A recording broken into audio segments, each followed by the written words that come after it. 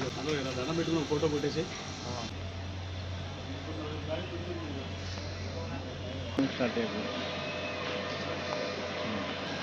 అందరికీ నమస్కారం. మరి ఈరోజు గవర్నర్పేటలో స్వర్ణకార సంఘం ఆధ్వర్యంలో విశ్వబ్రాహ్మణ సంఘం సంఘీయులందరూ కలుపుకొని ఈరోజు జగద్గురు ఆది శంకరాచార్యుల జయంతి సందర్భంగా ఆ మహనీయులకి జయంతి నిర్వహించడం జరిగింది. మరి ఆయన గురించి చెప్పాలంటే సనాతన ధర్మం గురించి ఏకతాటిగా ప్రజలందరినీ ఒకే మమయుద్ధంగా పిలిపించి ఆయన గొప్ప మహనీయుడిగా నిలిచారని ఈ సందర్భంగా తెలియజేసుకుంటూ అందరికీ సెలవు. అందరికీ నమస్కారం అండి. నా పేరు దానాలకోట శ్రీనివాసరావు.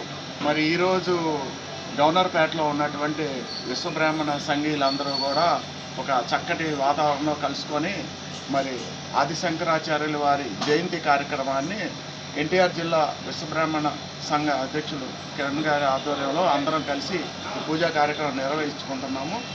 సంతోషకరమైన విషయం ఏంటంటే మరి ప్రపంచానికి హిందూ మతాన్ని అభివృద్ధి చేసే విధంగా అలాగే సనాతన ధర్మాన్ని కాపాడే విధంగా ఆయన మనందరికీ ఇవాళ మార్గదర్శిగా ఉన్నారు.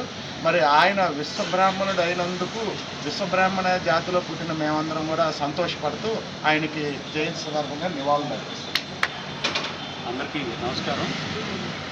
ఈరోజు జగద్గురు ఆది శంకరాచార్యుల వారి జయంతి మహోత్సవం సందర్భంగా మరి గవర్నర్పేట స్వర్ణకారుల ఆధ్వర్యంలో ఎన్టీఆర్ జిల్లా విశ్వబ్రాహ్మణ సంఘం అధ్యక్షులు కిరణ్ గారి నాయకత్వంలో కార్యక్రమాన్ని స్వామివారికి పూజాధికారులు నిర్వహించుకోవడం జరిగింది. ఎందుకనంటే ఆది శంకరాచార్యుల వారు విశ్వకర్మ సంతతి.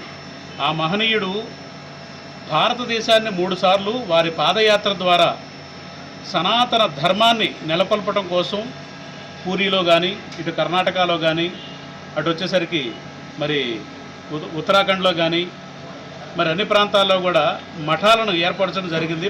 భారతీయ సనాతన ధర్మం అనేది జీవుడు వేరు దేవుడు వేరు అనే సిద్ధాంతం నుంచి మానవుడే మహనీయుడు, మానవుడే భగవంతుడు అని ఏక అద్వైత సిద్ధాంతాన్ని ఈ ప్రపంచానికి చూపించినటువంటి మహనీయుడు కాబట్టి వారు చూపిన మార్గంలోనే ఇవాళ భారతీయ సనాతన ధర్మం నడుస్తూ ఉంది. కాబట్టి అటువంటి మహనీయుడు వారి ఆధ్వర్యంలోకి వెళ్ళడం జరిగినాయి.